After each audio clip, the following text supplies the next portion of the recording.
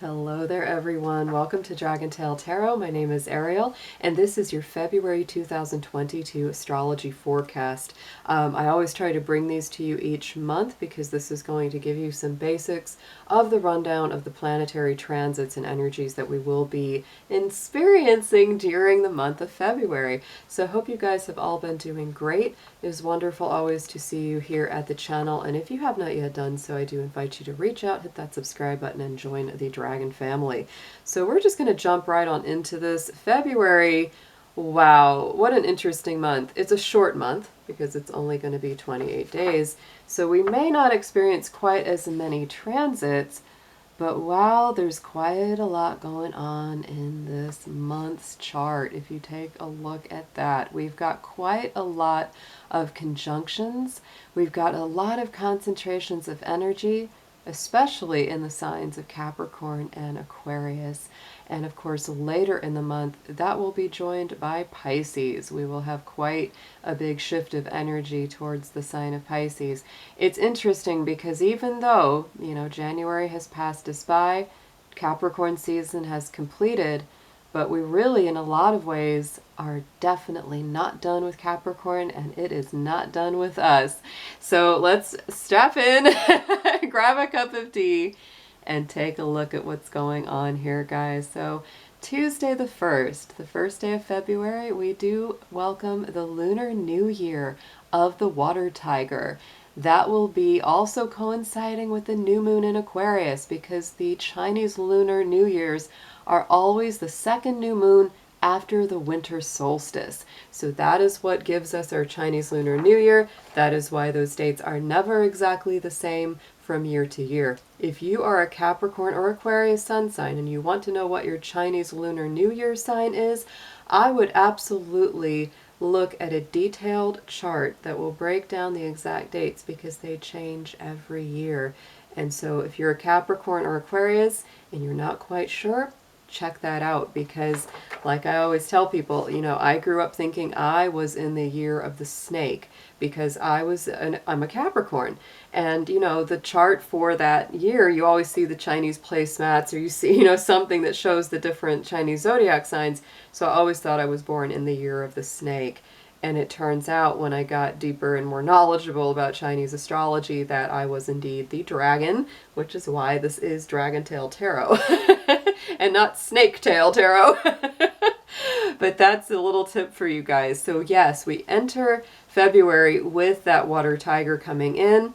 Water is a definite emotional element. It is more fluid. It is more emotionally flexible.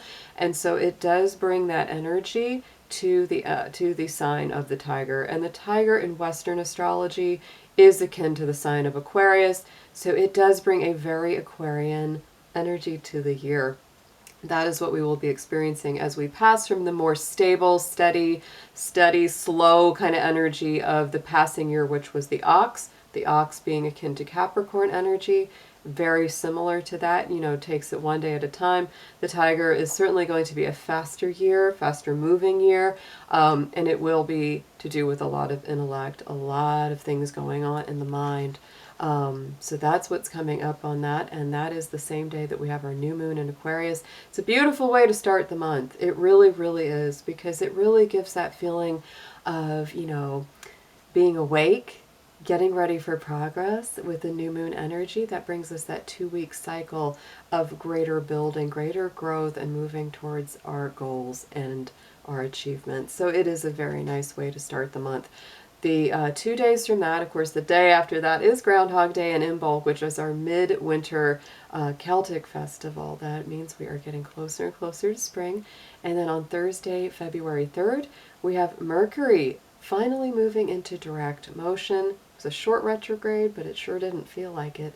And that will be at 11:13 p.m. Eastern Time at 24 degrees of Capricorn. So this chart is pulled for the 1st of February, but there is Mercury right there, starting out retrograde during the beginning of the month, but just 2 days later it will be moving into forward motion. Keep in mind that it will take Mercury a little bit of time to get past what is called its shadow point.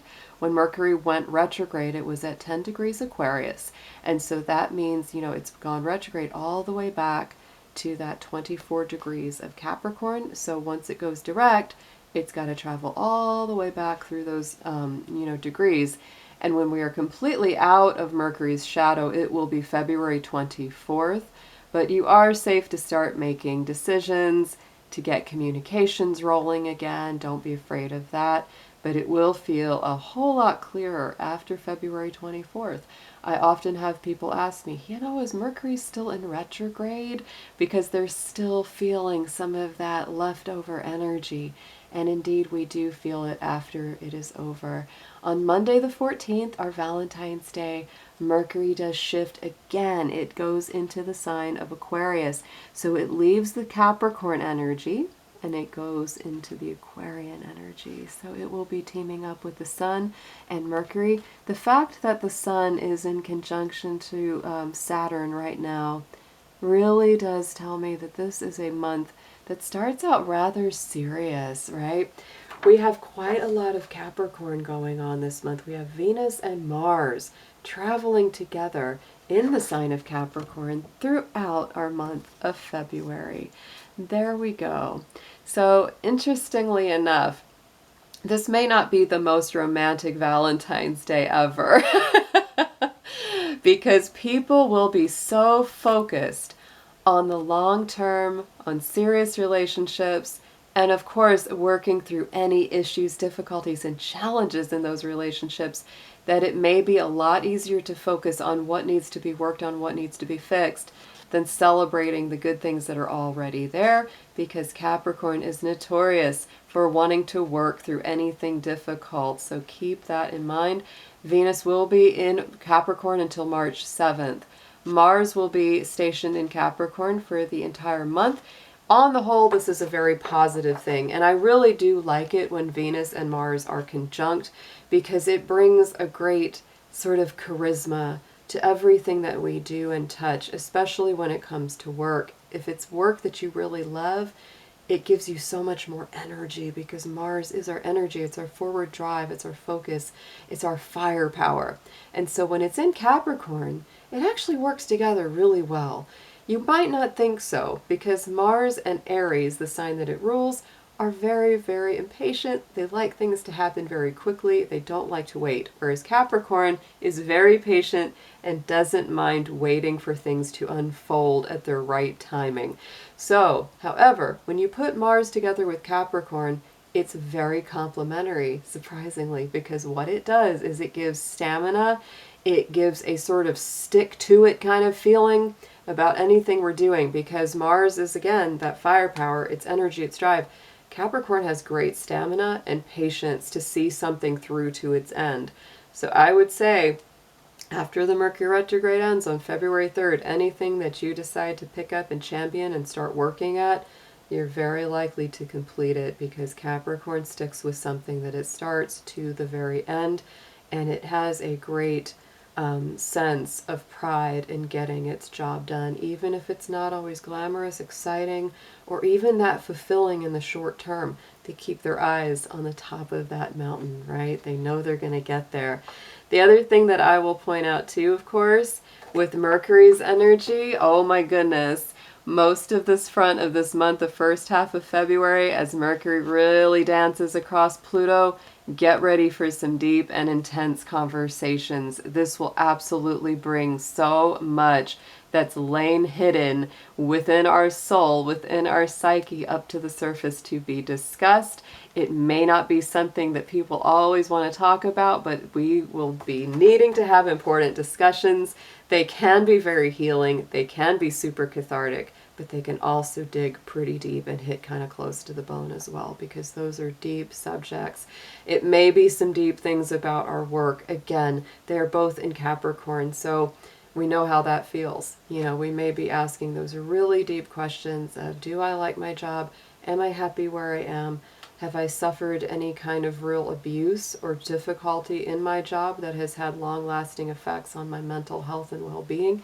These are the kind of things that we will be talking about.